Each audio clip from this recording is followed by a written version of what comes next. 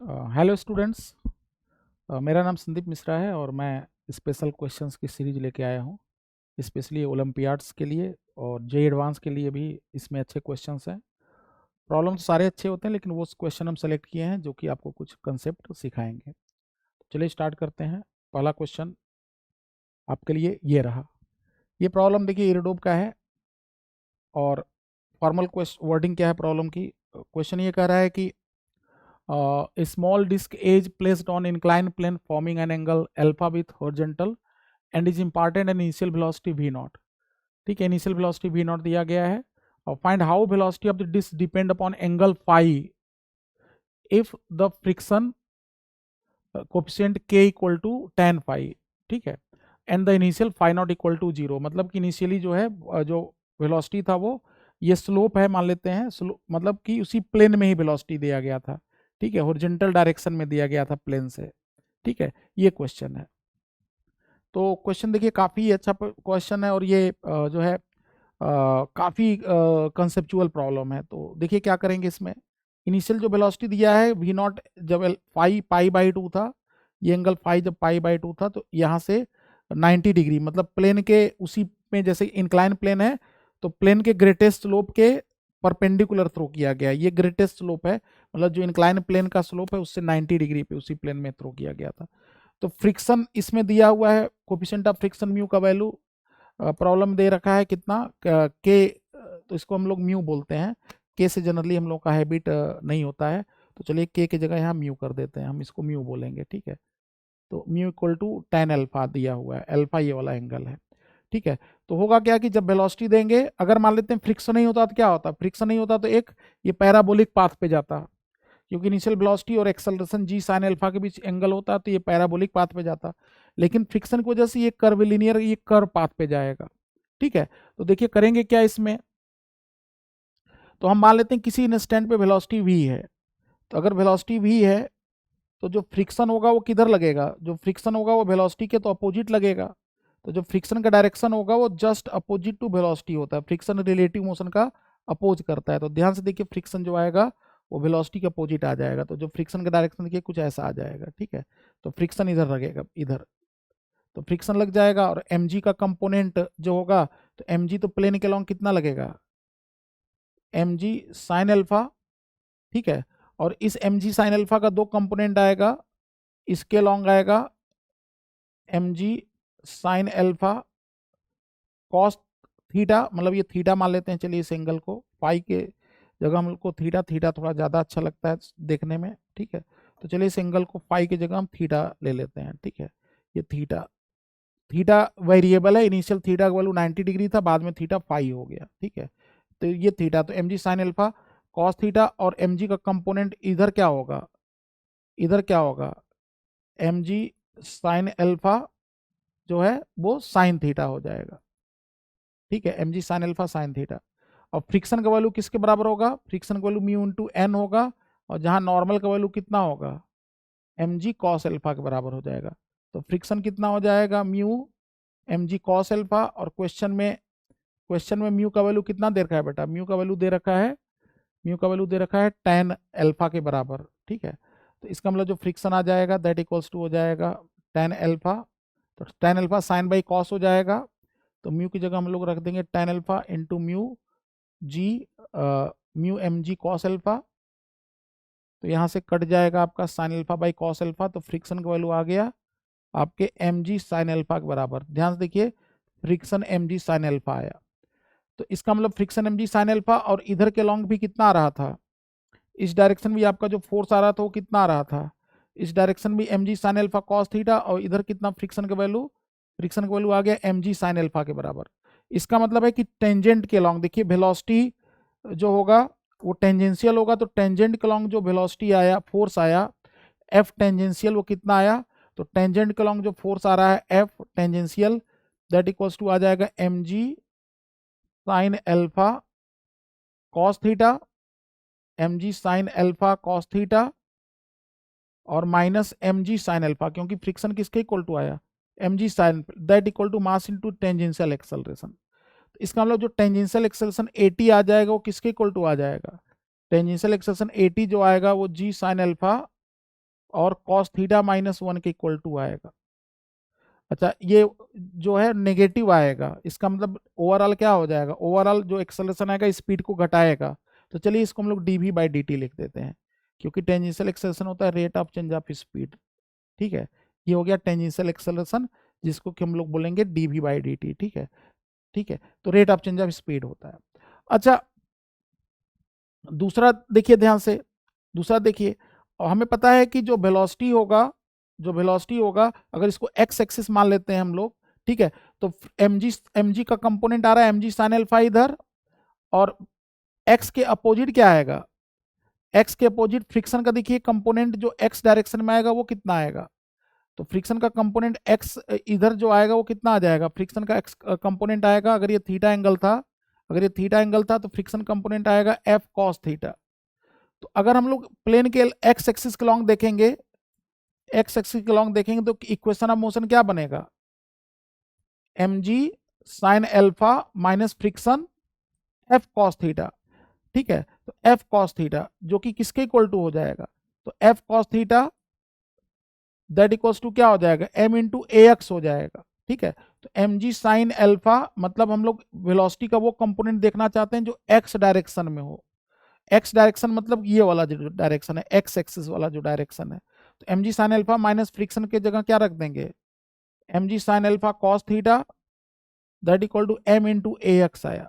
सो जो ए एक्स का वैल्यू आया वो किसके इक्वल टू आ गया, तो जो ए एक्स का वैल्यू आया वो आ गया g sin अल्फा कॉमन में आ गया, तो ध्यान से देखिए 1 माइनस क्या आ गया, ये sin अल्फा रहेगा ना, तो mg sin फ्रिक्शन का वैल्यू कितना था, mg sin अल्फा था, तो फ्रिक्शन का value mg sin alpha cos theta, mg sin alpha cos theta, देखिए हम लोग f cos थीटा ले रहे हैं फ्रिक्शन वाला। ठीक है, तो 1 माइनस क्या आया, 1 माइनस cos थीटा आ गया। ठीक है, तो m से m कैंसिल हो गया था, तो 1 माइनस cos थीटा आया, दैट इक्वल्स टू कितना आया, ax।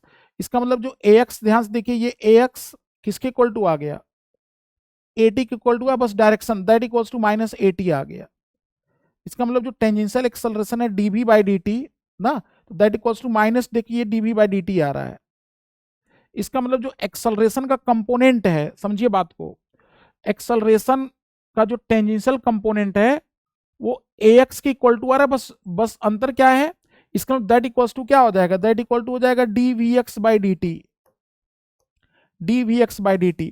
और किसी इंस्टेंट पे अगर स्पीड v है तो vx का वैल्यू क्या हो जाएगा, किसी इंस्टेंट पे अगर स्पीड v है तो vx का वैल्यू क्या हो जाएगा, v cos थीटा हो जाएगा। ठीक है, तो किसी इंस्टेंट पे अगर स्पीड v है तो vx का वैल्यू v cos थीटा के बराबर हो जाएगा। इसका मतलब यहां से देखिए dv का वैल्यू किसके इक्वल टू आ गया, dv का वैल्यू आ गया माइनस dvx के इक्वल टू, मतलब minus dv equal to dvx के इक्वल टू आ गया। अब इसी को आप क्या कर दीजिए, इसी को आप इंटीग्रेट कर दीजिए। ठीक है, जब आप इसको इंटीग्रेट करेंगे, इसको जब इंटीग्रेट करेंगे तो इनिशियल स्पीड कितना था v नॉट, और फाइनल स्पीड कितना हो जाएगा v हो जाएगा। और इनिशियली जब आप थ्रो किए थे उस समय x के लॉन्ग कोई वेलोसिटी नहीं था, तो x के लॉन्ग इनिशियल वेलोसिटी कितना हो जाएगा, 0 हो जाएगा। और फाइनली इस समय x के लॉन्ग वेलोसिटी vx का वैल्यू क्या हो जाएगा, vx का वैल्यू क्या हो जाएगा, v cos थीटा हो जाएगा, ध्यान से देखिए। ठीक है, तो जब आप इसको इंटीग्रेट करेंगे तो क्या हो जाएगा, जब इसका वैल्यू पुट करके फाइनली देखेंगे, तो जब इसको हम लोग सॉल्व करेंगे फाइनल, तो यहाँ से जो रिजल्ट निकल के आएगा, थोड़ा इसको इधर लिख लेते हैं तो स्पेस बच जाएगा। ठीक है, ये यही इंपॉर्टेंट बात था कि क्या इंपॉर्टेंट बात है कि डी वी कोस टू क्या हो जाएगा, माइनस डी वी एक्स हो जाएगा। जब इसको लिमिट्स में आप इंटीग्रेट करेंगे तो इनिशियल जो स्पीड था वो कितना था, वी नॉट था, और फाइनल स्पीड कितना हो जा रहा है, वी हो जा रहा है। और यहाँ पे इनिशियल एक्स के लॉन्ग स्पीड 0 था और फाइनल स्पीड कितना हो जा रहा है, वी कॉस अल्फा हो जा रहा है, क्योंकि हमें किस इंस्टेंट की बात कर रहे थे, जिस समय थीटा का वैल्यू किसके इक्वल टू है, जिस समय थीटा का वैल्यू अल्फा के इक्वल टू है। तो ध्यान से देखो यहाँ से क्या आ जाएगा रिजल्ट, तो v minus V not, that means v minus V not का जो वैल्यू आ जाएगा वो आ जाएगा माइनस वी कॉस अल्फा। तो दाएं बाएं कर देंगे तो v का वैल्यू कितना आ जाएगा, V not by 1 plus cos alpha. तो ये जो है क्वेश्चन देखते हैं, ये भी काफ़ी इंटरेस्टिंग क्वेश्चन है। इसमें क्वेश्चन में कह रहे हैं कि a light inextensible string of length 1 equal to L equal to 1 नहीं है, एल है, ठीक है, L equal to 3.2 meter is placed on ठीक है, यहाँ पे एल लेंथ है, इसको रखा है ओरिजेंटल सरफेस पे, और एक कोई इसको कांस्टेंट स्पीड से वर्टिकल पुल करता चला जा रहा है on horizontal floor. A small block of mass 3 kg placed on the floor is attached at one end of the thread with how much constant speed v naught. The free end of thread must be lifted vertically upward so that the block leave the floor when thread makes angle theta equal to 30 degree with the floor. Gravity का value जी। Question कर रहा है कि अगर इसको हम constant speed से ऊपर खींचते जा रहे हैं तो 30 डिग्री एंगल पहुंचने पे ये क्या कर दे रहा है, ग्राउंड को छोड़ दे रहा है। तो आपसे पूछा जा रहा है कि ये बताइए कि जो है वी नॉट का वैल्यू क्या होगा, किस स्पीड से इसको हम खींचेंगे।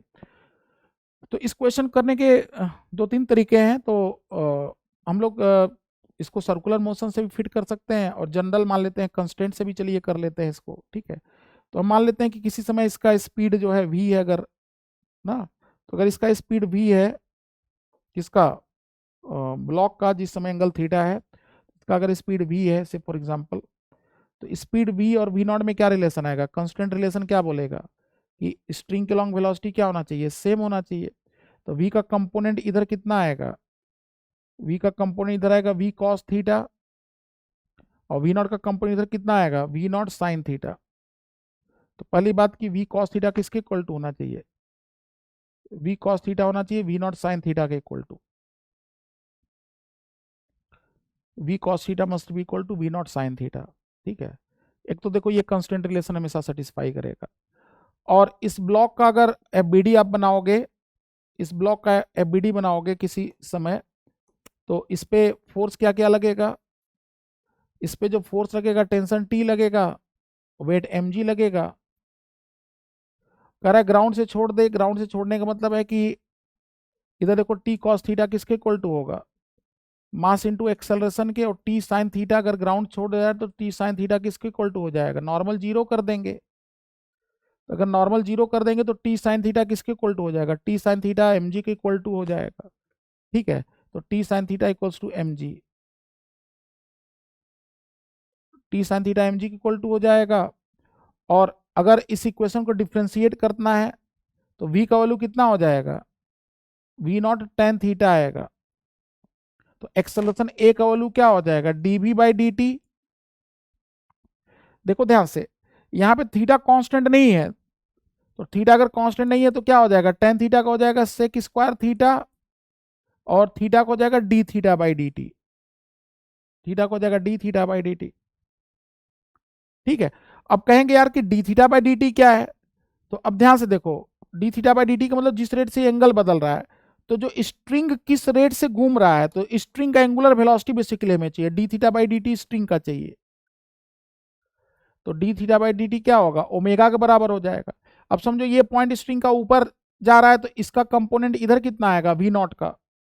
तो कहेंगे ध्यान से देखिए, अगर ये स्ट्रिंग है आपका, ये वी नॉट से अगर ऊपर जा रहा है, और ये पॉइंट अगर वी से इधर आ रहा है, ठीक है, तो इसका दो कंपोनेंट हुआ था, इधर हुआ था वी कॉस थीटा, और इधर क्या हो जाएगा वी साइन थीटा, और इसका कंपोनेंट इधर कितना आया था वी नॉट साइन थीटा, और इधर कितना आएगा वी नॉट कॉस थीटा। तो इसका मतलब ये स्ट्रिंग किस रेट से घूम रहा है, तो इसी पे बैठ जाओ ऑब्जर्वर बन के। तो धागा किस रेट से घूम रहा है, एंगुलर वेलोसिटी क्या होगा D theta by D T.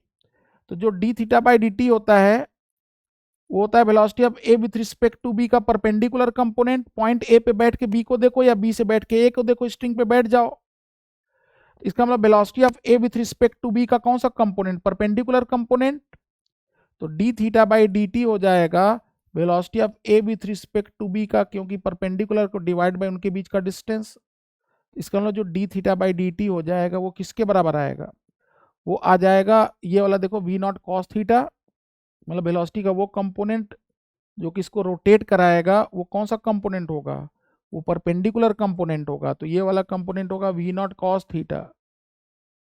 ठीक है, स्ट्रिंग के एलोंग कंपोनेंट तो सेम होगा वो कंस्टेंट से, और स्ट्रिंग के परपेंडिकुलर वाला कंपोनेंट को रोटेट कराएगा, तो ये हो जाएगा वी नॉट कॉस थीटा और प्लस वी साइन थीटा, और डिवाइड बाई कितना एल, और v का वैल्यू कितना रख देंगे, v का वैल्यू हम लोग वी नॉट टेन थीटा रख देंगे। ध्यान से देखिए, तो जब v का value v not ten theta रख देंगे तो टेन थीटा क्या हो जाएगा, sine square theta by cos theta, cos square theta sine square theta 1 हो जाएगा। तो फाइनली आ जाएगा v नॉट बाई, देखो ध्यान से, ये हो जाएगा v नॉट कॉस थीटा, ये हो जाएगा v नॉट, v के जगह v नॉट टेन थीटा रख देंगे, sine square theta by cos theta, तो cos square theta sine square, तो v not by L cos theta आ जाएगा ये। तो ये या एंगुलर वेलोसिटी, तो ये क्या हो जाएगा, स्ट्रिंग का एंगुलर वेलोसिटी, यहाँ पे उठा के पुट कर दो, तो एक्सेलरेशन ए का वैल्यू क्या हो जाएगा, v not sec square theta, और D theta D by D T का वैल्यू क्या रख देंगे, v not by L cos theta रख देंगे ना।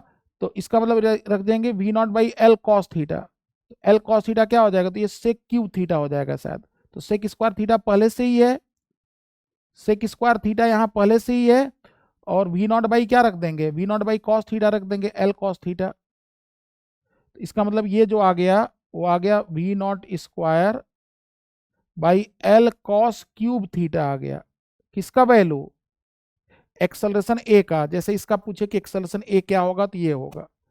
तो अब देखो ध्यान से, अब हमारे पास रिलेशन पता ही है कि टी कॉस थीटा को क्या लिखेंगे, मास इनटू एक्सेलरेशन लिख देंगे, तो फाइनल रिजल्ट, तो टी कॉस थीटा का वैल्यू किसके बराबर लिख देंगे, टी कॉस थीटा का वैल्यू एम इंटू ए रख देंगे, और टी साइन थीटा का वैल्यू किसके बराबर कर देंगे, टी साइन थीटा का वैल्यू देखो एम जी के बराबर कर देंगे, क्योंकि एन को क्या कर देना है, एन को जीरो कर देना है।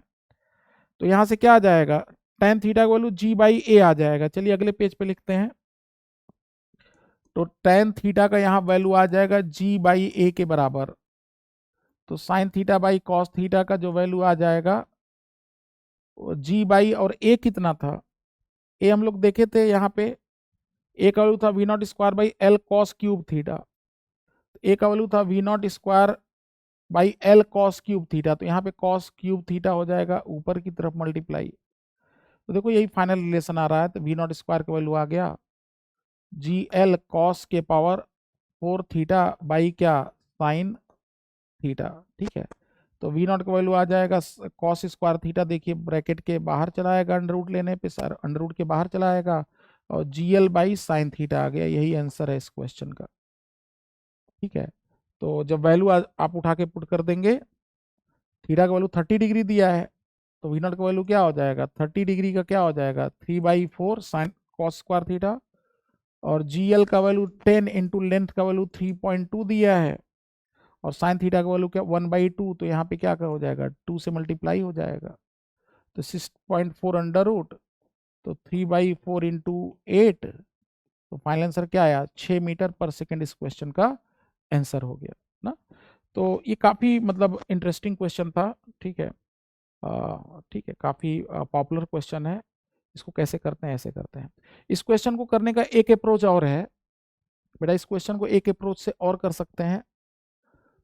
वो ये अप्रोच है कि इसी पार्ट की जिस पॉइंट को खींच रहे हैं उसी पे हम लोग बैठ जाते हैं ना, जिस पॉइंट को पुल करें उसी पे बैठ जाते हैं। तो देखिए वो वाला अप्रोच क्या है, अल्टरनेट मेथड, मेथड 2। हर क्वेश्चन को कोशिश करेंगे कि हम एक दो मेथड से बताएंगे, ठीक है। तो मेथड 2 क्या कहता है, मेथड 2 ये कहता है कि आप ऐसा करिए कि इसी स्ट्रिंग पे बैठ जाइए, ऑब्जर्वर यहीं पे बैठ गया, तो observer will move with constant velocity V with string. तो ऑब्जर्वर इसी पे बैठ गया, किस पे बैठ गया, इसी स्ट्रिंग जो जिस पॉइंट को पुल कर रहे थे उसी पे बैठ गया ऑब्जर्वर। तो जब ऑब्जर्वर इसी पे बैठ जाएगा तो वो क्या पाएगा, ऑब्जर्वर खुद कांस्टेंट वेलोसिटी से मूव कर रहा है, तो चूंकि इसका स्पीड कांस्टेंट है तो इसका एक्सेलरेशन क्या हो जाएगा, जीरो हो जाएगा। तो जो ऑब्जर्वर होगा वो कैसा ऑब्जर्वर होगा, ऑब्जर्वर इज इनर्शियल। ये इंपॉर्टेंट बात है कि ऑब्जर्वर जो होगा वो इनर्शियल है, ऑब्जर्वर इज इनर्शियल ऑब्जर्वर, तो उसको किसी प्रकार के सूडो फोर्स की जरूरत नहीं पड़ेगी। तो वो जो ब्लॉक को ऑब्जर्व करेगा तो उस ब्लॉक पे क्या फोर्स लगाएगा, उस ब्लॉक पे केवल वो रियल फोर्स लगाएगा, वो कहेगा कोई सूडो फोर्स मुझे नहीं चाहिए, क्योंकि मैं तो कांस्टेंट स्पीड से चल रहा हूं, इसलिए मैं केवल क्या बात करूंगा, मैं केवल रियल फोर्सेस की बात करूंगा। तो इस ब्लॉक का जब बीडी बनाएगा तो केवल रियल फोर्स उसको देखेगा, ठीक है, तो केवल रियल फोर्स उसको दिखाई पड़ेगा। वो रियल फोर्स क्या होगा, वो रियल फोर्स होगा स्ट्रिंग का टेंशन, ठीक है, वो जो रियल फोर्स होगा उस पर लगेगा स्ट्रिंग का टेंशन, ठीक है, और रियल फोर्स लगेगा mg, और रियल फोर्स लगेगा नॉर्मल, ठीक है। अब कह रहे हैं कि जब ये स्ट्रिंग इसके हाथ में जुड़ा हुआ है, ये स्ट्रिंग लगातार इसके हाथ में बना हुआ है, ठीक है, इसके हाथ में स्ट्रिंग पकड़ा हुआ है ये। तो ये बताओ कि इस ब्लॉक का अगर यहाँ पे नॉर्मल जीरो हो जाएगा, अगर यहाँ पे नॉर्मल जीरो हो जाएगा, ये ऑब्जर्वर इसको हमेशा क्या देखेगा? ऑब्जर्वर और ब्लॉक के बीच हमेशा डिस्टेंस क्या है? इस ऑब्जर्वर और ब्लॉक के बीच हमेशा डिस्टेंस कांस्टेंट है। तो ऑब्जर्वर को ब्लॉक का पाथ हमेशा क्या दिखाई देगा? सर्कुलर पाथ दिखाई देगा। ठीक है, अब समझो नॉर्मल जीरो हो गया तो तुम क्या कर सकते हो? ग्राउंड को उड़ा सकते हो, क्योंकि नॉर्मल देखो जीरो हो गया। तो नॉर्मल जीरो हो गया और इसका वेलोसिटी क्या है? इसका वेलोसिटी देखो इधर है v, मान लो इसका v नॉट है, तो v का वैल्यू कितना था? v का वैल्यू था v नॉट टेन थीटा, क्योंकि वेलोसिटी का दो कंपोनेंट था, इधर कितना था? v नॉट कॉस थीटा, और इधर कितना था? v नॉट साइन थीटा। ठीक है, और इस v नॉट का दो कंपोनेंट था, मतलब v नॉट नहीं, v cos theta v sign theta. ठीक है, तो v cos theta v sign theta, तो v कॉस थीटा और इधर क्या? v साइन थीटा, और ये ऑब्जर्वर जा रहा है ऊपर की तरफ, तो ऑब्जर्वर का वेलोसिटी इधर क्या था? v नॉट, इधर आएगा कॉस थीटा, और इधर क्या आता था? v नॉट साइन थीटा। तो इस ऑब्जर्वर को क्या दिखाई पड़ रहा है? क्योंकि दोनों के बीच डिस्टेंस कांस्टेंट था, तो कांस्टेंट निकाल के क्या कर दिए थे? कांस्टेंट लगा के हम लोग बोले थे v कॉस थीटा किसके बराबर? v नॉट साइन थीटा के। तो यहां से क्या आ गया था? v का वैल्यू क्या आ गया था? v नॉट टेन थीटा आ गया था। तो बताओ इसका पाथ इसको सर्कुलर दिखाई पड़ेगा, तो सर्कुलर पाथ दिखाई के पड़ेगा तो कहेगा ये एल लेंथ के सर्कल में घूम रहा है। जो ऑब्जर्वर बोलेगा कि पार्टिकल कैसे घूम रहा है? एल लेंथ के सर्कल में घूम रहा है। एल लेंथ के सर्कल में घूम रहा है, तो इसका जो वेलोसिटी आएगा वो वेलोसिटी का क्या डायरेक्शन होगा? तो वेलोसिटी को टेंजेंट के लॉन्ग ऐसे होगा, टेंजेंशियल वेलोसिटी। ठीक है, तो टेंजेंशियल वेलोसिटी हो गया, तो पाथ इसका क्या हो गया? देखो ये सर्कुलर पाथ ऐसे करेगा, तो सर्कुलर पाथ करेगा तो कितना वेलोसिटी से? v sign theta. तो नेट और फोर्स क्या है? टेंशन इधर लग रहा है, और अब देखो एंगल ध्यान से, तो mg और टेंशन, तो mg और टेंशन के बीच कितना एंगल है? तो हम लोग बोलेंगे कि mg का देखो, अगर ये एंगल थीटा है, तो mg का कंपोनेंट इधर से कितना एंगल बना रहा होगा? इस लाइन से। तो mg जो आएगा इस डायरेक्शन में कितना आएगा? mg का कंपोनेंट, तो अगर ये लाइन हॉरिजॉन्टल से कितना एंगल बना रहा है? ये लाइन हॉरिजॉन्टल से अगर थीटा एंगल बना रहा है, ये थीटा, तो ये हो जाएगा 90 हो जाएगा। तो ये थीटा हो गया, तो mg का कंपोनेंट, तो ये 90 माइनस थीटा हो गया। ठीक है, तो ये देखो थीटा हो गया। ठीक है, तो इसका मतलब mg कंपोनेंट इधर कितना आएगा? mg साइन थीटा आएगा। ठीक है, वैसे प्लेन के लॉन्ग mg साइन थीटा होता है, इतना सोचना भी नहीं था। और इधर क्या होगा? mg cos theta. तो हम लोग क्या बोलेंगे? असली force mg sine theta minus tension बराबर m we square by r. तो बताओ एंगुलर वेलोसिटी कितना हो जाएगा? ओमेगा, तो एम ओमेगा स्क्वायर आर। तो ओमेगा कितना भी निकाले थे हम लोग? अभी ओमेगा निकाले थे, कितना आया था? V not by L cos theta आया था। तो ओमेगा वैल्यू कितना था? V not by L cos theta. तो हम लोग क्या बोलेंगे? M omega square l. तो m v naught square, m v naught square m omega square l करेंगे, तो m we square by l क्या? Theta, cos square theta. Omega का वैल्यू यहाँ से पुट कर देंगे। तो बताओ यहाँ पे, और टेंशन टी को क्या पुट करोगे? टेंशन टी को पुट करोगे, टी कॉस थीटा किसके बराबर? सॉरी, ऊपर जो टी साइन थीटा था वो किसके बराबर? वो तो एम जी के बराबर होगा, तभी उठेगा, ग्राउंड से बैठ के देखेंगे। तो टी के जगह पुट करेंगे m g by sine theta. तो M G sine theta minus M g by sine theta, that equal to कितना? M b square by L cos square theta.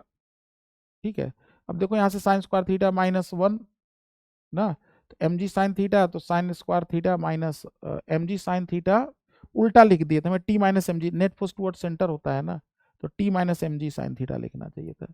T minus M G sine theta that equals to इतना। ठीक है, तो t minus M G sine theta, तो M g by sine theta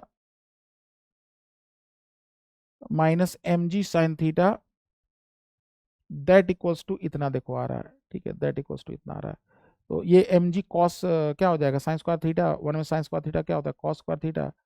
तो M G cos square theta by sine theta का जो value आएगा वो आ जाएगा M v naught square by L cos square theta. तो फाइनली देखो वही रिजल्ट आएगा। वी नॉट का वैल्यू कितना आ गया? जी एल, मतलब cos square theta under root G L by क्या थीटा? वही साइन थीटा। देखो सेम रिजल्ट आया। तो ये दूसरा अप्रोच था कि हम सर्कुलर मोशन से कर दिए, बस इसमें की पॉइंट यही था कि हमें सूडो फोर्स का लगाने की जरूरत नहीं पड़ा। ठीक है, अगला क्वेश्चन देखते हैं, नेक्स्ट प्रॉब्लम।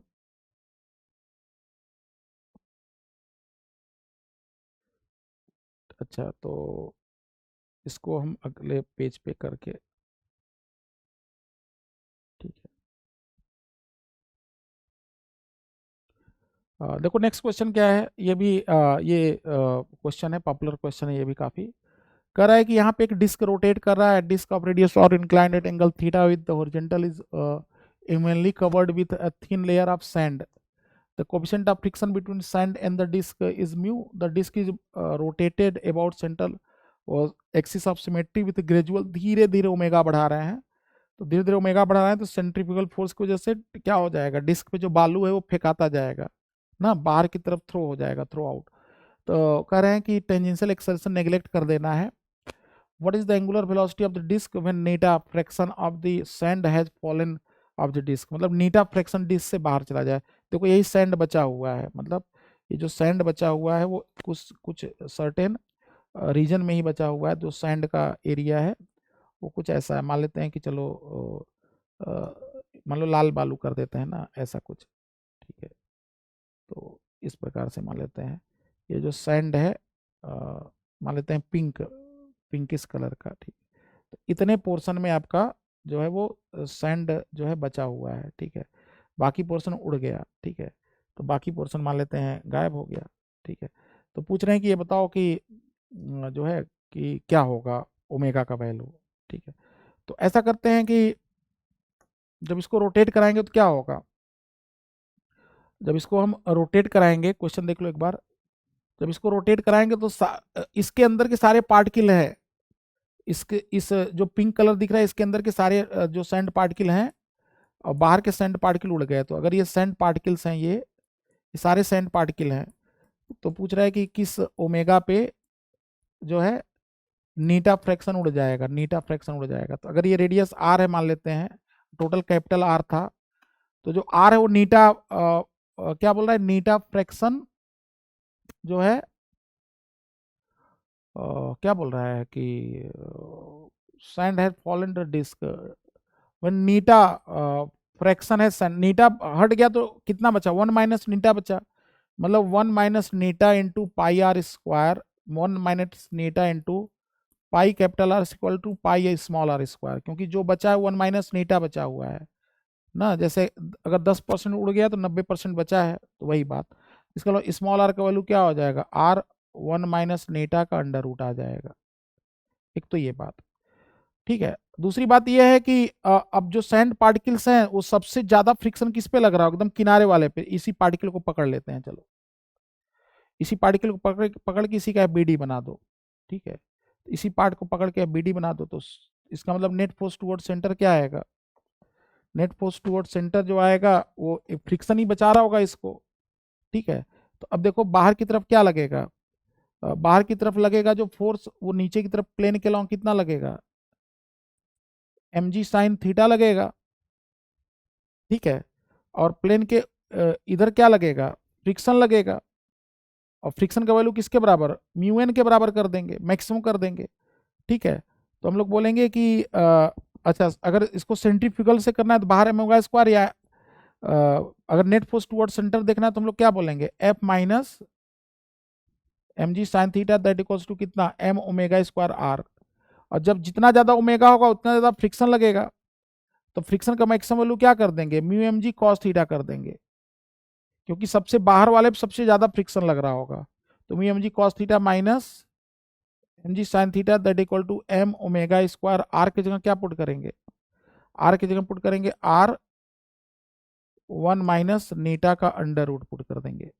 देखो सिंपल है, ओमेगा का वैल्यू क्या आ जाएगा, ओमेगा का वैल्यू आ जाएगा जी कॉमन में आ जाएगा, मतलब mu g cos theta minus g sine theta divided by r 1 minus नीटा का अंडर रूट, और ओमेगा स्क्वायर है तो होल का अंडर रूट। देखो यही आंसर भी दिया हुआ है, वैल्यू पुट करेंगे 1 रेडियन। ये काफी सिंपल क्वेश्चन था, ठीक है।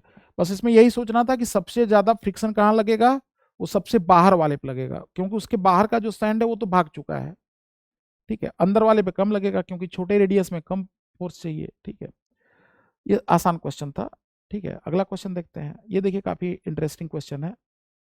A wedge of mass m 4 kg with smooth quarter circle part is kept on a rough horizontal plane. A particle of mass 2 kg is released from rest from the top of the wedge as shown in the figure. Find the minimum value of coefficient of friction between the wedge and horizontal plane so that the wedge does not move during the complete journey of the particle. तो कहते हैं कितना कम से कम angular मतलब कितना coefficient of friction यहाँ पे mu हो कि ये स्लाइड ना करे। ये स्मूथ सरफेस है, यहाँ पे स्मूथ सरफेस दिया हुआ है क्वेश्चन में।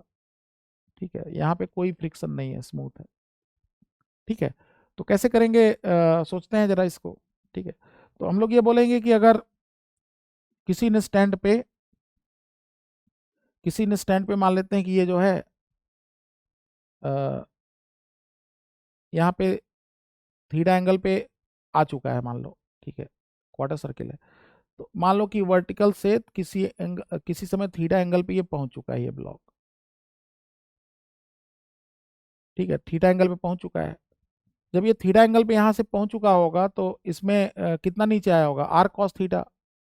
तो एक थोड़ा सा इसमें मतलब स्मूथ सरफेस है और ये मोशन कर नहीं रहा है, तो थोड़ा सा खैर न्यूटन्स लॉ से इसमें थोड़ा सा एनर्जी का यूज है। वो तुम लोग को सबको पता होगा कि अगर स्मूथ सरफेस होता है फ्रिक्शन इस पर कोई लॉस कराएगा नहीं क्योंकि ये तो चल नहीं रहा है। तो loss in potential energy equal to M G R cos theta equals to half M we square. बस इतना पार्ट आपका मतलब वी स्क्वायर का वैल्यू क्या हो जाएगा, 2g r कॉस थीटा आ जाएगा। और इस पे अगर एफ बी डी बनाते हैं तो इस पे एम जी देखो ऐसे लगेगा और नॉर्मल ऐसे लगेगा, तो एम जी का कंपोनेंट इधर कितना आ जाएगा, एम जी कॉस थीटा, और नॉर्मल देखो अंदर की तरफ लग रहा है, तो M G cos theta minus N का वैल्यू क्या हो जाएगा, एम जी कॉस थीटा माइनस एन का वैल्यू हो जाएगा M we square by R. और वी स्क्वायर कितना था, 2g r कॉस थीटा, तो ये 2mg कॉस थीटा आ जाएगा। तो normal as function of theta जो आया वो आया 3mg कॉस थीटा। ठीक है, तो किसी ने स्टैंड पे जब ये थीटा एंगल पे स्लाइड कर चुका होगा तो नॉर्मल 3mg कॉस थीटा लगेगा। ये इंपॉर्टेंट बात है। ठीक है, तो क्यों ऐसा कर रहे हैं, क्योंकि अब हम जब इसका बीडी बनाएंगे, क्योंकि नीचे से क्या लग रहा होगा, नीचे से बॉटम से n1 लग रहा होगा। ठीक है, तो जब यहाँ पे नॉर्मल ये जब इस यहाँ पे किसी ने स्टैंड पे होगा, जब इस पे n इधर लगेगा तो ये क्या करेगा, ये इस पे n इधर लगाएगा। ठीक है, अगर n इधर लगाएगा और ये एंगल क्या था, ये वर्टिकल से कितना एंगल था, नॉर्मल का वर्टिकल से थीटा एंगल था। तो इसका मतलब n का कंपोनेंट इधर क्या आएगा, n कॉस थीटा आएगा। ठीक है, देख लो ध्यान से। ठीक है, देखो तो n कॉस थीटा और इधर कितना आएगा, n साइन थीटा आएगा। तो जो प्लेन को ये पुश करेगा, प्लेन को पुश करेगा तो यहाँ पे कितने फोर्स से पुश करेगा, जब ये ब्लॉक यहाँ से वर्टिकल से थीटा एंगल पे होगा, वर्टिकल से थीटा एंगल पे होगा यहाँ से, तो कितने एंगल पे, ये नॉर्मल का कंपोनेंट इधर कितना आ रहा था, इधर आ रहा था आपका n cos थीटा आ रहा था। इस वेज पे इधर क्या आएगा, n sin थीटा। और बॉटम से क्या लग रहा है, n1 लग रहा है, इसका अपना वेट होगा कैपिटल mg मान लो। तो n1 का वैल्यू क्या हो जाएगा, जो n1 का वैल्यू हो जाएगा बॉटम से जो नॉर्मल लगेगा वो capital mg plus n cos theta हो जाएगा। और n cos थीटा किसके बराबर है, तो इसका मतलब है कि capital mg plus 3mg cos square theta आ गया। ये ध्यान से देखो, ये बॉटम से नॉर्मल आया। तो अब देखो जब ये इसको इधर पुश करेगा किस फोर्स से, n साइन थीटा से, तो फ्रिक्शन इधर लगेगा राइट साइड। तो स्लाइड ना करे, तो इसका मतलब है कि स्लाइड ना करे, जब लिमिटिंग केस में जैसे स्लाइड करने वाला होगा उसमें फ्रिक्शन का वैल्यू क्या कर देंगे, म्यू एन के बराबर कर देंगे। किस केस के लिए, लिमिटिंग केस से, म्यू एन वन के लिमिटिंग केस, बस स्लाइड करने वाला है। मतलब जो म्यू निकालेंगे वो म्यू इससे क्या होना चाहिए, ज्यादा ही होना चाहिए, लिमिटिंग।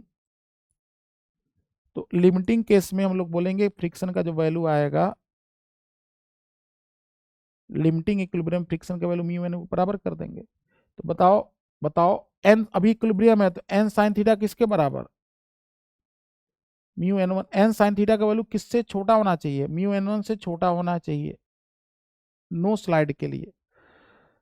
तो इसका मतलब है कि 3mg sign theta cos theta, 3mg sign theta cos theta का वैल्यू होना चाहिए किससे छोटा, म्यू इंटू n1 के ना। तो mu into mg plus 3mg cos square theta के बराबर होना चाहिए। मीन्स म्यू का वैल्यू किससे बड़ा होना चाहिए, म्यू का वैल्यू बड़ा होना चाहिए 3mg sign theta cos theta divide by capital mg plus 3mg cos square theta के। मतलब जो म्यू निकालेंगे वो म्यू इससे बड़ा हो। तो ऐसा करते हैं कि म्यू इसी पे इक्वल पे निकाल लेते हैं, ठीक है। तो इसका मतलब है कि म्यू इसका हम क्या निकाल रहे हैं, इसका मैक्सिमम वैल्यू निकाल के म्यू उससे भी बड़ा कर दें। बेसिकली इस फंक्शन का भी मैक्सिमम वैल्यू निकालना है, ठीक है। तो we have to find the maximum value of, we have to find the maximum value of 3mg, m कितना kg है, स्मॉल m 2 kg और कैपिटल M 4 kg, g से g कट जाएगा ऊपर नीचे। तो म्यू का वैल्यू किससे बड़ा होना चाहिए, मतलब जो म्यू मिनिमम आए वो कितना है, जो म्यू मिनिमम आए वो आएगा 6, m को 2 रख देंगे, 6 sign theta cos theta divide by 4 plus 6 sign theta cos theta divide by 4 plus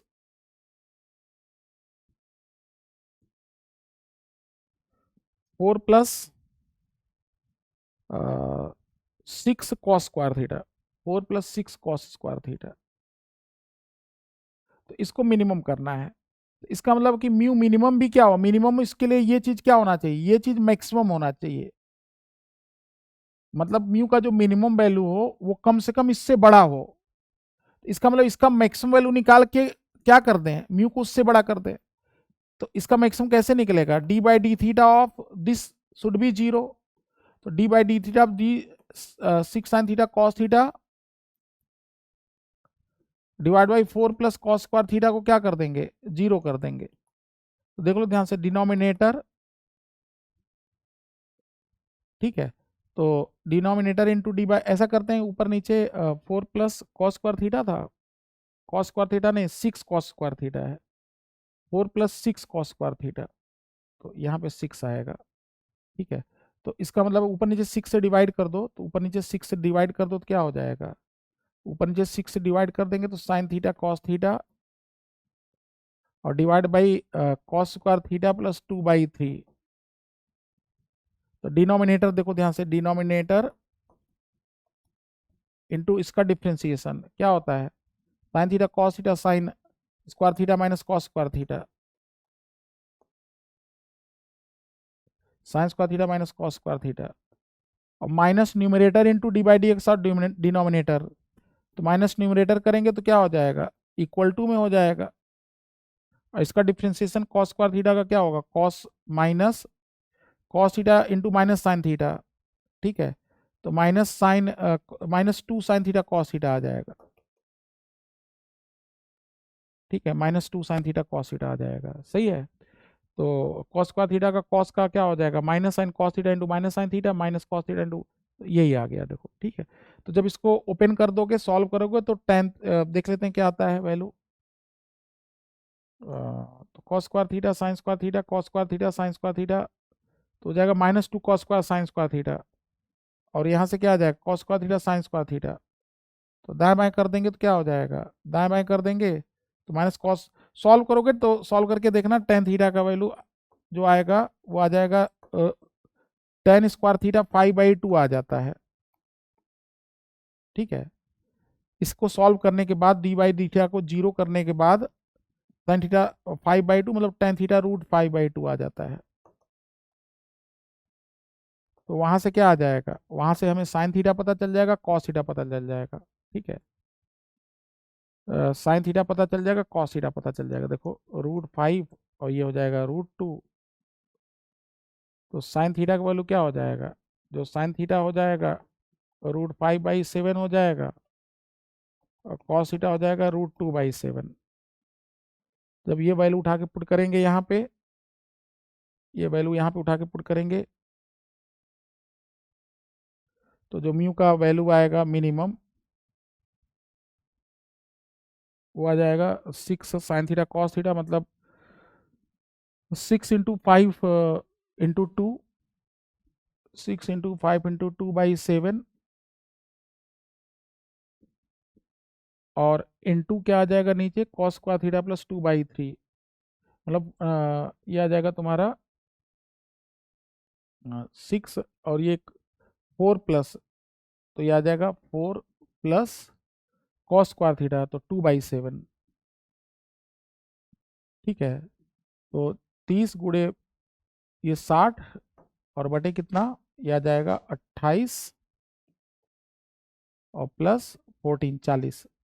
ठीक है, तो ये कितना आ गया 6 साइन थीटा कॉस थीटा, तो 6 sign theta cos theta divide by, तो 6 साइन थीटा कॉस थीटा तो 6 साइन थीटा, तो मतलब कि साइन थीटा √5 √10 हो जाएगा, तो 6 √10 डिवाइडेड बाई 7 और यहाँ पे आएगा 4 प्लस 6 कॉस स्क्वायर थीटा, और कॉस स्क्वायर थीटा का वैल्यू क्या हो जाएगा 2/7, 6 × 2/7। ठीक है, तो देख लो ये कितना आ जाएगा 6 √10 डिवाइडेड बाई 28 प्लस 12। ठीक है, तो ये हो जाएगा 40, 6/40 √10। ठीक है, तो 3/20 √10, इसका वैल्यू सॉल्व करोगे तो वही 0.47 जो दिया था आंसर, देख लेते हैं कितना दिया था, वही 0.474 आ जाता है। ठीक है, 0.474। तो कुल मिला के मतलब म्यू का जो वैल्यू आए वो इससे ज़्यादा ही आए। रीजन कि रीजन ये है क्योंकि हम क्या करें, mu as function of theta निकालेंगे फिर उसको मैक्सिमम मीन में लगा देंगे ना, तो ये काफ़ी मतलब अच्छा क्वेश्चन माना जाएगा क्योंकि म्यू जो है वो थीटा डिपेंडेंट होगा और किस थीटा पे स्लाइड करने वाला होगा, tan थीटा √5 पे ही चांसेस है। ठीक है, और उसके लिए म्यू का वैल्यू 0.474 आना चाहिए। ठीक है, अगला क्वेश्चन देखते हैं। ये क्वेश्चन है कि find maximum extension in spring after system is release from spring at its natural length. Spring को नेचुरल लेंथ से रिलीज किया गया, पूछ रहे हैं मैक्सिमम एक्सटेंशन बताइए। ठीक है, तो इसके लिए देखिए दो दो कंसेप्ट यहाँ पे यूज करेंगे। एक इफेक्टिव मास ऑफ जो है पुली का कंसेप्ट है। ठीक है, एक इफेक्टिव मास ऑफ पुली का कंसेप्ट है। वो क्या कहता है, ये कहता है कि ध्यान समझना इसमें, एक तो पहली बात स्प्रिंग का देखिए कि अगर कोई स्प्रिंग हो उसको अगर हम एफ फोर्स लगा के पुल करते हैं, अगर स्प्रिंग का एक एंड फिक्स है, अगर स्प्रिंग का एक एंड फिक्स है तो इसको एफ फोर्स से अगर खींचते हैं नेचुरल लेंथ से, तो इन जनरल क्या होगा, ये कितना खींचता है, तो ये तब तक खींचता है जब तक कि ये रुक ना जाए। तो हम लोग बोलेंगे ना एफ माइनस के एक्स का वैल्यू किसके बराबर, M B D we by D X के, या वर्क एनर्जी से भी इसको कर लेते हैं हम लोग, तो चलिए वर्क एनर्जी नहीं करते हैं, बस एम बी डी वी का वैल्यू क्या हो जाएगा एफ माइनस के एक्स डी एक्स। इसको इंटीग्रेट कर दो जीरो से लेके जीरो तक, जब तक रेस्ट में ना आ जाए, तो जीरो से लेके एक्स तक, तो जीरो इक्वल टू क्या हो जाएगा F X minus half K X square, means F into X equal to क्या half K X square. Energy की भाषा में बात करते हैं तो कहते हैं जितना वर्क करता है वो इस एनर्जी में स्टोर हो जाता है। तो एक्स का वैल्यू कितना आता है 2f के, ये तब आता है जब वन एंड फिक्स हो, जब एक एंड फिक्स हो तब ये आता है, जब एक एंड फिक्स हो तब ये आता है। ये तो ये जनरल अप्रोच है when one end of spring is fixed. अब क्वेश्चन आता है कि अगर स्प्रिंग का एक एंड फिक्स ना हो, ठीक है, ये वन एंड फिक्स हो तब, अगर ऐसा हो कि स्प्रिंग के दोनों तरफ ब्लॉक लगे हों, इधर मान लेते हैं कि m2 मास है और इधर m1 मास है, इसको f1 से पुल कर रहे हैं, इसको f2 से पुल कर रहे हैं, स्प्रिंग कांस्टेंट k है मान लेते हैं। ठीक है, नेचुरल लेंथ से खींचना शुरू कर दिए इसको, तो बेटा जब इसको नेचुरल लेंथ से खींचना शुरू करेंगे किसी समय, तो मान लेते हैं ब्लॉक x खींच चुका है स्प्रिंग, एक्स खींच चुका है स्प्रिंग, ठीक है। तो जब स्प्रिंग एक्स खींच चुका होगा तो इस पे फोर्स क्या लगेगा, के एक्स पीछे लगेगा, इस पे के एक्स आगे लगेगा। इसका एक्सेलरेशन a1 होगा, इसका एक्सेलरेशन a2 होगा। तो a1 का वैल्यू क्या हो जाएगा, तो हम लोग बोलेंगे कि a1 का जो वैल्यू होगा वो f1 माइनस के एक्स बाई m1 होगा, फोर्स बाई मास। और a2 का वैल्यू जो होगा वो होगा f2 माइनस के एक्स बाई m2। इसका मतलब कि अगर इस पे बैठ के देखेंगे तो acceleration of one with respect to two क्या हो जाएगा, a1 प्लस a2 हो जाएगा, क्योंकि डायरेक्शन क्या है, दोनों का अपोजिट है।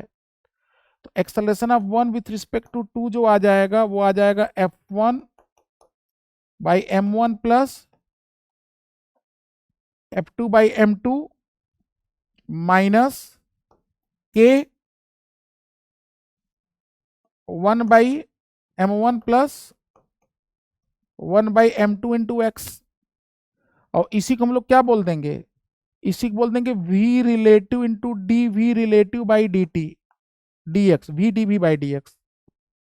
जैसे यहाँ पे बोले थे, सॉरी, जैसे यहाँ पे बोले थे कि जैसे यहाँ पे बोले थे कि a को हम लोग क्या बोले थे, इस a को हम लोग देखिए f माइनस के एक्स, एफ माइनस के एक्स को क्या बोले थे, m into v D we by D x. समझ गए। तो उसी तरीके से वहां पे देखो ध्यान से f माइनस के एक्स टाइप का ही टर्म आ रहा है, देखो f माइनस के एक्स टाइप का ही टर्म आ रहा है। तो जब इसको इंटीग्रेट करोगे तुम ना इसको dx मल्टीप्लाई करके तो वी डी वी का वैल्यू करोगे, और वी डी वी को कहां से इंटीग्रेट करोगे, वी डी वी देखो v relative d we relative, ठीक है, दैट इक्वल टू इतना माइनस इतना इंटू क्या, इंटू dx कर दोगे। और इसको इंटीग्रेट कहां से कहां करोगे, जीरो से जीरो, क्योंकि फाइनली कब तक मोशन करेगा, जब तक ये दोनों एक दूसरे के रिस्पेक्ट में रेस्ट में ना आ जाएंगे, ठीक है। तो ये कितना आ जाएगा, तो ये आ जाएगा, देखो ये एफ वाला टर्म है, f1 by m1 plus f2 by m2 minus के टाइम्स क्या हो जाएगा, ये हो जाएगा के m1 plus m2 by m1 plus m2, ठीक है। और इंटू क्या, इस इंटू एक्स देखो यहाँ रहेगा, और इसमें किससे मल्टीप्लाई कर देंगे, इसमें dx, और इसको इंटीग्रेट कर देंगे कहाँ से कहाँ, इसको जीरो से लेके x तक इंटीग्रेट कर देंगे। तो जब सॉल्व करेंगे तो देखो x का वैल्यू आ जाएगा, x का वैल्यू आ जाएगा आपका, x का वैल्यू देखो ये आता है 2f 2 बाई के, देखो आ जाएगा m1 f2 plus m2 f1 by m1 plus m2 आ जाता है। ये बड़ा इंपॉर्टेंट रिजल्ट है, सॉल्व करके देख लेना ना। तो देखो यहाँ पे क्या हो जाएगा, f1 बाई m1, ठीक है, और माइनस माइनस देखो यही है f माइनस के एक्स जैसा ही टर्म है।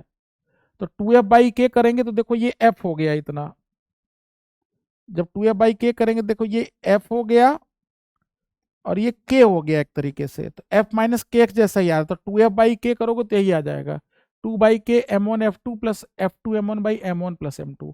ये रिजल्ट बड़ा इंपॉर्टेंट रिजल्ट है कि जो x का जो मैक्सिमम एक्सटेंशन होता है वो होता है 2 बाई के m1 f2 plus f2 m2 f1 by m1 plus m2, ठीक है।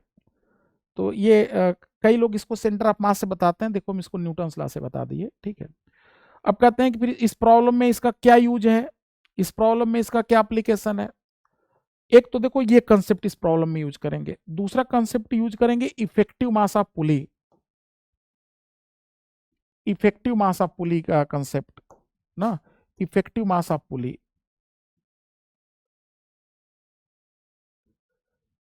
इफेक्टिव मास ऑफ पुली का मतलब क्या होता है,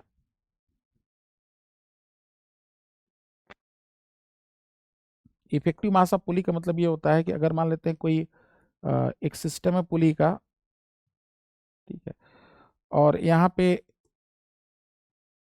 एक और पुली हैंग कर रहा है, एक और पुली हैंग कर रहा है, और इससे जो है एक M1 मास सस्पेंडेड है, मान लेते हैं कैपिटल M, और यहाँ पे जो है यहाँ से अगर एक मान लेते हैं कि एक ब्लॉक है M मास का सस्पेंडेड, ये कैपिटल M का, और यहाँ पे दो अलग अलग ब्लॉक्स अटैच हैं, एक और मान लो, ठीक है। एक ब्लॉक है वो कुछ M1 मास का है,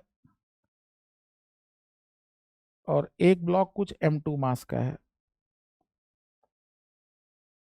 एक M2 मास का है, ठीक है। तो अगर हम लोग ये बोलें कि यहाँ पे ये कैपिटल M मास है, ये M1 मास है, ये M2 मास है, ठीक है, और कैपिटल M का एक मान लेते हैं कि एक्सेलरेशन ऊपर की तरफ A है, और इस ब्लॉक पे, इस पुली पे बैठ के देखने पे इसका एक्सेलरेशन मान लेते हैं कि नीचे की तरफ है A1, और इसका एक्सेलरेशन ऊपर की तरफ है A1। यहाँ पे A1 किसके रिस्पेक्ट में है? With respect to pulley P, जो पुली मूवेबल है, जो मूवेबल पुली है। इसको करने के कई तरीके हैं, लेकिन चलिए हम ऐसे कर लेते हैं। तो हम कहते हैं कि अगर यहाँ टेंशन स्ट्रिंग में T है और यहाँ टेंशन स्ट्रिंग में T है, मासलेस पुली, तो यहाँ टेंशन क्या हो जाएगा? 2T हो जाएगा, यहाँ पे 2T हो जाएगा, ठीक है। तो जब इसका इक्वेशन हम मोशन बनाएंगे कैपिटल M का, तो हम लोग क्या लिखते हैं? कैपिटल M का जब इक्वेशन बनाएंगे तो हम लोग लिखते हैं कि T माइनस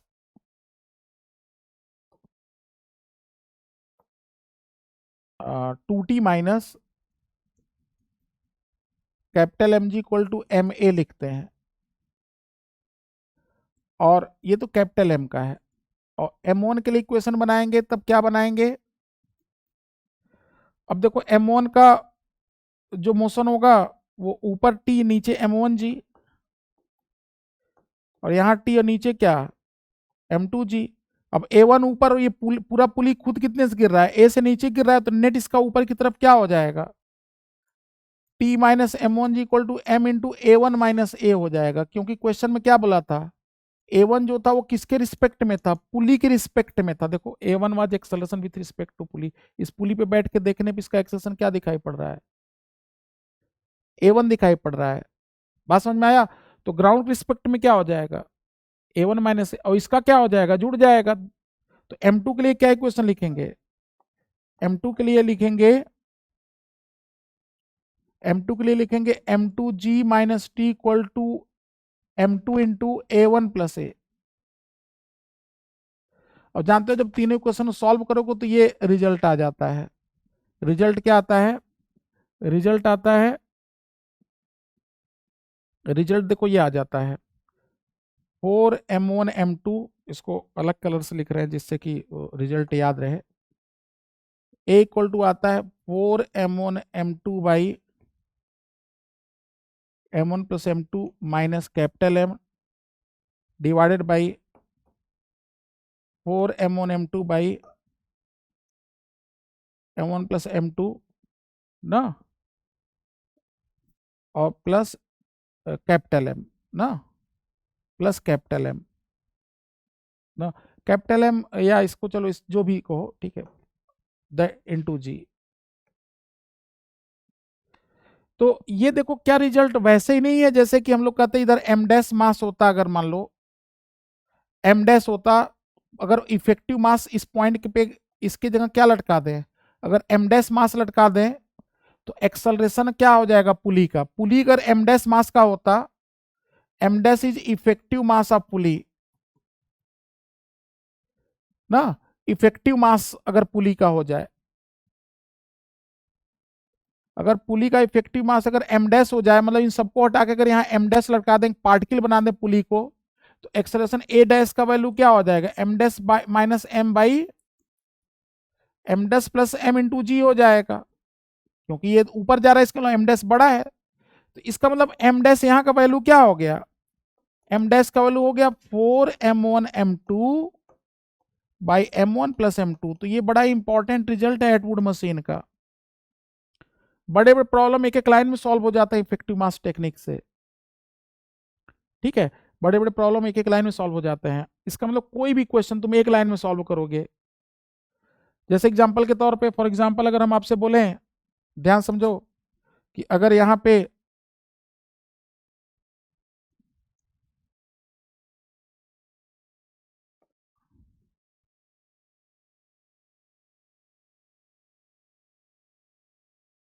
ये 3 kg है, ये ब्लॉक है 1 kg, ये ब्लॉक है 1 kg और ये ब्लॉक है 2 kg। आपसे पूछें कि बताइए कि what is acceleration of 2 kg block, find acceleration of 2 kg block, simple question, find acceleration of 2 kg block.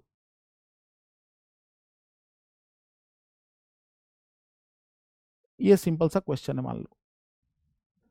अगर इसको नॉर्मल प्रोटोकॉल से करेंगे, नॉर्मल प्रोसेस, तब तो बहुत लंबा समय जाएगा, तो इसको हम लोग फटाफट इफेक्टिव मास से कर देते हैं पुली को। तो हम लोग क्या करेंगे यहाँ पे कि इस देखो 3 के और 4 का यहाँ पे इफेक्टिव मास कितना हो जाएगा, 4m1m2 by m1 plus m2। तो 1 प्लस 3 करके 4 करके कितना आया 3 kg। अब देखो फिर इस 3 kg और इस 1 kg का यहाँ इफेक्टिव मास कितना आ जाएगा, वही फिर से 3 kg आ जाएगा। तो सिंपली क्या हो गया, ये क्वेश्चन किसमें रिप्लेस हो गया, ये क्वेश्चन रिप्लेस हो गया इधर 2 kg और इधर कितना, इधर 3 kg। तो अब बोलो कि यहाँ पे इफेक्टिव मास कितना हो जाएगा, यहाँ पे इफेक्टिव मास कितना हो जाएगा 4 × m1 + m2 by m1 + m2 × g, m1 + m2 बस। मतलब यहाँ पे इफेक्टिव मास हो गया कितना kg, 24/5 हो गया। और g से मल्टीप्लाई करेंगे तो कितना आ जाएगा, 10 से मल्टीप्लाई कर 48 न्यूटन। देखो वहां टेंशन आ गया, मतलब कोई पूछे यहाँ पे क्या मास होगा इतना, तो फिलहाल बताओ इसका एक्सेलरेशन क्या आएगा, इसका जो एक्सेलरेशन आएगा, अब देखो 30 - 20 10/5, तो एक्सेलरेशन का वैल्यू कितना आ गया 2 मीटर/सेकंड स्क्वायर। एक लाइन में आंसर आ गया। ठीक है, और यहाँ टेंशन टी कितना हो जाएगा, टेंशन हो जाएगा mg+a, तो 2g+a, तो कितना न्यूटन, टेंशन देखो 24 न्यूटन आ गया। अब यहाँ टेंशन 24 न्यूटन अगर है, अगर अगर यहाँ टेंशन टी, यहाँ टी, तो यहाँ कितना 2t, यहाँ 2t, यहाँ 2t, तो यहाँ कितना 4t, तो यहाँ 4t, तो 40 कितना 40, अगर आपका 24 न्यूटन है मान लो। ठीक है, तो अच्छा टी ही रहने दो, जब टी निकाल दिए हम लोग। ठीक है, तो टी ही रहने दो। तो टी का वैल्यू कितना हो गया था, टी का जो वैल्यू आया वो 24 न्यूटन। तो अगर यहाँ 24 न्यूटन टेंशन है, तो यहाँ 12 न्यूटन हो जाएगा। देखो, तो यहाँ क्या हो जाएगा 12 न्यूटन, और यहाँ कितना न्यूटन 6 न्यूटन, यहाँ कितना न्यूटन 6 न्यूटन। इसका एक्सेशन क्या हो जाएगा, देखो 30 नीचे 6 ऊपर, इसका देखो 30 नीचे 6 ऊपर, इसका मतलब नेट फोर्स कितना आएगा 24, तो इसका एक्सेशन देखो 8 हो गया।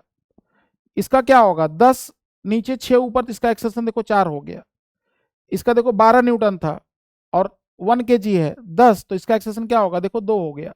सबका एक्सेशन पता चल गया, इसका एक्सेशन तो 5 आ ही गया था, खैर सॉरी 5 नहीं 2 आएगा इसका एक्सेलरेशन। तो इसका जो एक्सेलरेशन आएगा वो आएगा, हल्का है तो किधर जाएगा ऊपर 2 मीटर/सेकंड स्क्वायर। तो देखो कितना आराम से कर दिए बिना पेन उठाए एक लाइन में, इफेक्टिव मास टेक्निक से। ठीक है, इफेक्टिव मास टेक्निक से। अब देखो 24 न्यूटन टेंशन, तो यहाँ पे टेंशन क्या होगा 48 न्यूटन, 48 न्यूटन। और देखो यहाँ से भी क्या आ रहा था 4m1m2 वाले से कितना मास आएगा 4m1m2g, तो डायरेक्ट वहां से भी 48 न्यूटन आ रहा था। तो खैर चलो, ये तो थियरी ही पूरा बता दिए। ठीक है, अब इस प्रॉब्लम में देखो इसको यूज करेंगे, पूरे कंसेप्ट को, पूरे कंसेप्ट को यूज करेंगे, एक लाइन में प्रॉब्लम सॉल्व होगा। ध्यान से देखो कैसे सॉल्व होगा। तो यहाँ देखो इसको इफेक्टिव मास से यहाँ मास लटका दो, तो कितना मास हो जाएगा 4m1m2, तो 4m² बटे क्या m1 + m2, तो कितना आ गया 5m। मतलब टोटल कितना हो गया ये 16m/5 हो गया। ठीक है, मतलब यहाँ पे कितना फोर्स लगाया जा रहा है 16/5 mg समझो फोर्स लगाया जा रहा है। इधर 16/5 mg और इधर कितना खींच रहा है इफेक्टिव, इधर कितना हो रहा है। ठीक है, तो एक तरीके से ऐसे समझ लो, एक तरीके से ये समझ लो कि यहाँ पे हम जो है इन दोनों को एक साथ कर दे, मतलब इफेक्टिव ऐसे समझ लो कि यहाँ पे इफेक्टिव मास हो गया आपका, यहाँ पे इफेक्टिव मास हो गया जो है 2m के साथ साथ यहाँ 2m हो गया, स्प्रिंग है बीच में स्प्रिंग है, और यहाँ पे हो गया 2m मास, और यहाँ पे मास हो गया 16m/5, 16/5m हो गया। और इसको कितने फोर्स से खींचा जा रहा है, कितने फोर्स से खींचा जा रहा है 16/5 mg से, और इधर कितने फोर्स से खींचा जा रहा है 2mg से। बताओ एक्स मैक्सिमम कितना होगा, एक्स का जो मैक्सिमम फोर्स होगा वो कितना होगा। देखो ये आएगा 16/5, इसका मतलब ये फोर्स हो गया कितना 16/5 mg हो गया। ठीक है 16/5 देखो, ठीक है ये 16/5 आ जाएगा ये, तो 16/5 mg, तो एक्स का वैल्यू हो जाएगा देखो टोटल हम लोग क्या लेंगे F1m टोटल, ये 4m हो गया देखो m, और ये 4m टोटल मास हो गया, तो 16/5 mg गुड़े 4m, m1F2 प्लस m2 कितना है 16/5 प्लस 2, तो 16/5 प्लस 2 कितना हो जाएगा 5 गुड़े 2 10, 26/5, तो टोटल मास 26/5, तो 26/5m, 26/5m m2 into F1 कितना था 2mg,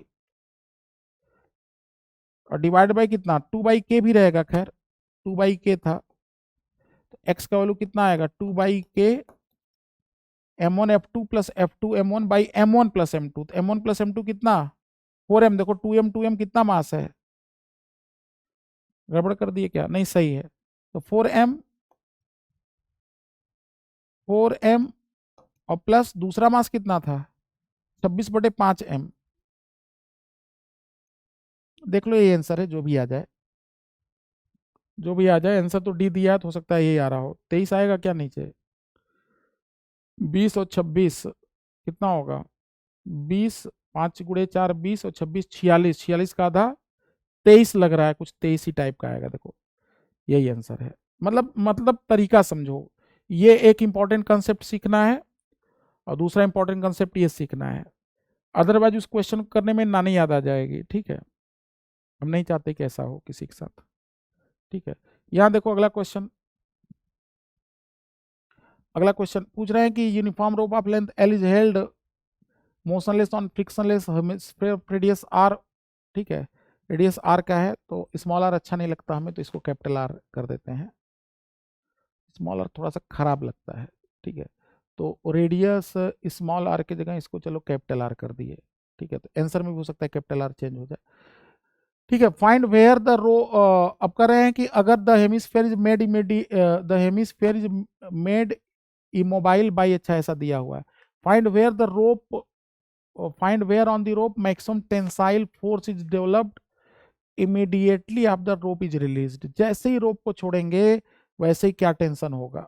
ठीक है, तो इस टाइप का क्वेश्चन टेंशन के बारे में पूछा जाता है, जैसे ही रस्सी को छोड़ेंगे टेंशन क्या होगा स्ट्रिंग में, यहाँ पे तो पूछ लिया टेंशन मैक्सिमम कहाँ होगा। ठीक है, टेंशन मैक्सिमम कहाँ होगा ये पूछ लिया गया, तो चलिए कोई बात नहीं।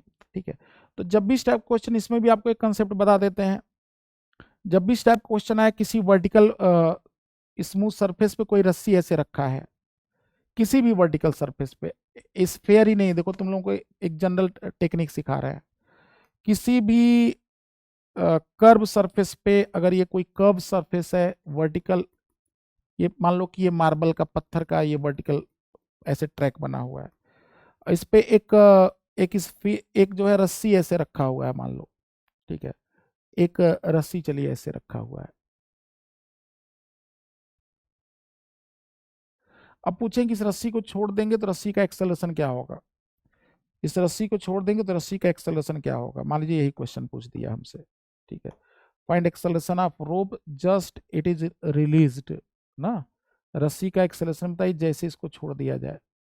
मान लीजिए ये कर्व ऐसे है आपका, ठीक है, ये कर्व ऐसे बना है, ये कोई कर्व है, रस्सी इसी पे ऐसे रखा हुआ है।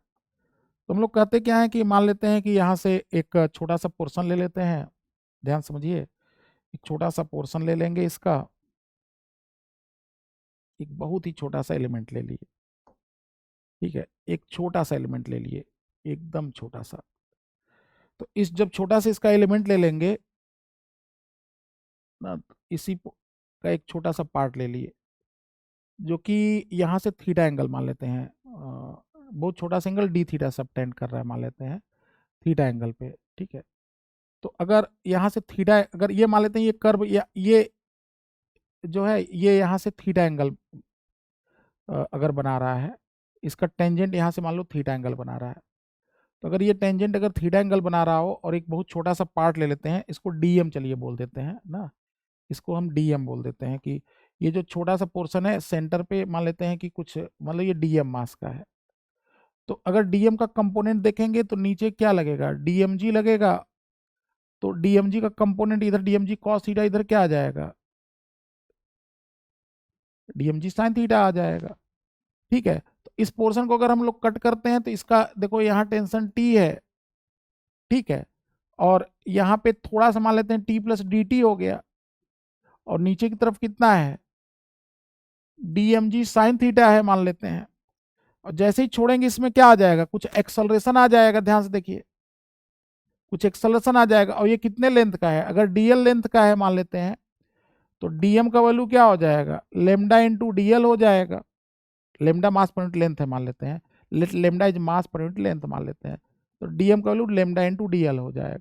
तो अब देखो ध्यान से, जैसे ही छोड़ेंगे तो क्या लिखेंगे, t plus d t minus t plus d m जी साइन थीटा, तो lambda into d l sine theta, और दैट इक्वल्स टू क्या हो जाएगा, दैट इक्वल्स टू क्या हो जाएगा, दैट इक्वल्स टू हो जाएगा डी एम ए। तो मतलब lambda into d l a हो गया, lambda into d l a हो गया। तो डी टी का वैल्यू क्या हो गया, D t plus lambda DL sine theta. अच्छा, डीएल साइन थीटा क्या हो जाएगा, अगर ये मान लो डीएल लेंथ है और अगर ये थीटा एंगल है मान लेते हैं, ठीक है, अगर ये थीटा एंगल है तो डीएल साइन थीटा क्या हो जाएगा बेसिकली, अगर डीएल लेंथ है, अगर ये एंगल थीटा है तो डीएल साइन थीटा क्या हो जाएगा, डीएच हो जाएगा। तो lambda into dh that equal to क्या हो जाएगा, लेमडा इंटू डीएल, अच्छा जी हो गया, तो डी एम जी साइन थीटा ना, एम जी साइन थीटा, तो lambda into g h equal to lambda into ये इंटू ए।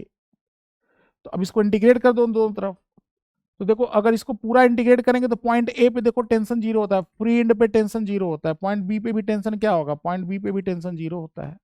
तो इंटीग्रेट करेंगे दोनों तरफ तो जीरो से जीरो हो गया, इसको इंटीग्रेट कर देते हैं तो ये अगर टोटल देखो ध्यान से, वर्टिकल हाइट अगर इसका एच है, इसका रस्सी का जो वर्टिकल गैप है टॉप और बॉटम पॉइंट के बीच देखो एच है, vertical gap between top and bottom कितना है, vertical gap between top and bottom देखिए एच है। तो इसको इंटीग्रेट कर देंगे जीरो जीरो, और इसको इंटीग्रेट कर देंगे तो सिंपली क्या आ गया, लेमडा इंटू इंटीग्रल जी, तो lambda g h the equal to lambda into l a. क्योंकि हर पार्ट का क्या होगा, हर पार्ट का टेंजेंशियल एक्सेलरेशन क्या होगा, देखो सेम होगा, हर पार्ट का जो टेंजेंशियल एक्सेलरेशन होगा वो सेम होगा, क्योंकि यहाँ पे हम लोग फोर्स किधर ले रहे हैं, टेंजेंट के लॉन्ग ले रहे हैं, ईच एंड एवरी, तो ए सबके लिए सेम होगा। इसका मतलब ए का वैल्यू सिंपली क्या आ गया, जी एच बाई एल आ गया। तो ये देखिए बड़ा इंपॉर्टेंट रिजल्ट है, कोई भी कर्व पे ये काम करेगा ये टेक्निक, ये सीख लो, कोई भी curve for any curve a equal to g h by l बेटा, ये सब बड़े इंपॉर्टेंट मेथड है, सीख लो, बड़ा काम देगा, ठीक है। तो जी एच बाई एल हो गया, इसका मतलब क्या होगा कि अगर, अच्छा थैंक यू पहले ही आ गया, चलिए इसके बाद थैंक यू बोलते हैं। तो अब देखो ध्यान से, यहाँ पे अगर हमसे पूछा जाए कि एल लेंथ का रस्सी है, ठीक है, लेंथ का अगर एल लेंथ का रोप है, और इसको छोड़ देते हैं तो इसका एक्सेलरेशन क्या होगा। तो अगर अगर आपसे पूछा जाए कितना एंगल बनाएगा ये सेंटर पे, तो ये सेंटर पे जो एंगल बनाएगा अल्फा, वो कितना एंगल अल्फा बनाएगा, तो एंगल अल्फा बनाएगा वो हो जाएगा एल बाई आर। तो जो हाइट एच होगा वो कितना हो जाएगा, जो वर्टिकल हाइट एच आ जाएगा वो कितना आ जाएगा, l one minus cos alpha आ जाएगा, जहाँ पे एल्फा का वैल्यू क्या होगा, एल बाई आर हो जाएगा। तो एक्सेशन देखो एक ही लाइन में आ गया, जी एच बाई एल। तो एक्सेशन आएगा G L, L L cut गया तो जी ब्रैकेट में कितना आया, वन माइनस कॉस एल्फा। देखो एक ही लाइन में आंसर आ गया। ये सब क्वेश्चन पूछा जाता है, one minus cos l by r, देखो आंसर आ गया। ये तो एक्सेलेशन वाला पार्ट है। अभी टेंशन वाला पार्ट रह गया, जो जिस इस क्वेश्चन पूछा गया था टेंशन कहाँ मैक्सिमम होगा। तो ध्यान से देखो टेंशन कहाँ मैक्सिमम होगा, तो देखा जाए इस पार्ट को। तो मान लो किसी पोर्शन टी पे हम टेंशन की बात करते हैं, चलिए ठीक है, किसी पोर्शन टी पे टेंशन की बात करते हैं। छोटा सा एलिमेंट ले लेते हैं डी थीटा, ठीक है, थोड़ा सा एलिमेंट डी थीटा ले लेते हैं। तो वही क्वेश्चन जो पिछला वाला भी लिखे थे हम लोग, कहाँ गया, सॉरी ये पिछला पेज आ गया। देखो ध्यान से बेटा, यही अगर हम लोग बात करते हैं टेंशन टी, तो d t plus lambda D L G sine theta ना। तो इसका मतलब कि अगर इसको हम लोग लिखते हैं, मान लेते हैं, चलिए इसी का एफ बनाते हैं, आगे का पीछे, पीछे का आगे हो जा रहा है, ठीक है।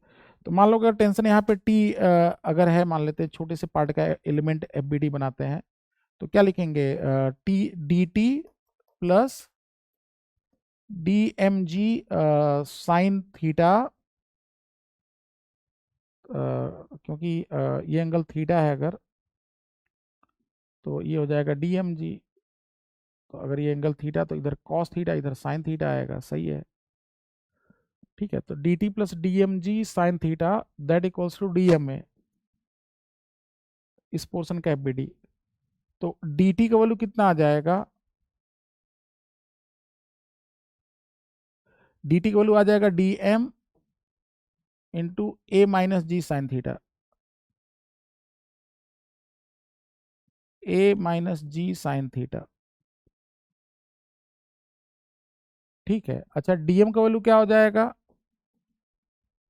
Lambda into d theta, a minus g sine theta into d theta, क्योंकि डीएम का वैल्यू लेमडा डी थीटा हो जाएगा, लेमडा डी थीटा। तो कहेंगे टी देखो मैक्सिमम वहां पे होगा जहां पे D T by D theta का वैल्यू क्या हो जाए, देखो जीरो हो जाए। तो d T by D theta zero का मतलब ए का वैल्यू जहां पे किसके बराबर हो जाए, जी साइन थीटा के बराबर हो जाए। देखिए यही इंपॉर्टेंट ट्रिक है यहाँ पे। और ए था कितना, जी वन माइनस कॉस थीटा के बराबर था। ए का वैल्यू कितना था, अगर थीटा एंगल सबटेंड कर रहा हो तो ए का वैल्यू जी वन माइनस कॉस थीटा। तो जी वन माइनस कॉस थीटा का वैल्यू जहां पे जी साइन थीटा के बराबर हो जाए वहीं पे होगा। हाँ नहीं, जी वन माइनस कॉस थीटा नहीं, कॉस एल्फा, सॉरी, जी वन माइनस कॉस एल्फा था ना। तो जी वन माइनस कॉस एल्फा जहां पे जी, मतलब साइन थीटा का वैल्यू कितना आ जाएगा, one minus cos l by r. तो थीटा कितना हो जाएगा, sine inverse cos one l by r, ठीक है। तो थीटा का जो वैल्यू हो जाएगा वो हो जाएगा sine inverse one minus cos l by r. ये साइन इनवर्स है ना, साइन इनवर्स है ये। तो थीटा का वैल्यू हो जाएगा आपका, मतलब थीटा का वैल्यू यहाँ पे आ जाएगा sine inverse one minus cos of l by r, ठीक है। तो ये है अच्छा सा क्वेश्चन, ठीक है। चलिए आई होप कि आप काफ़ी इसमें एंजॉय किए होंगे ना। एक ये सीरीज था जिसमें ट्राई किए कि अच्छे अच्छे क्वेश्चंस आपको करा दिए जाएं। तो ठीक है, चलिए ऑल द बेस्ट।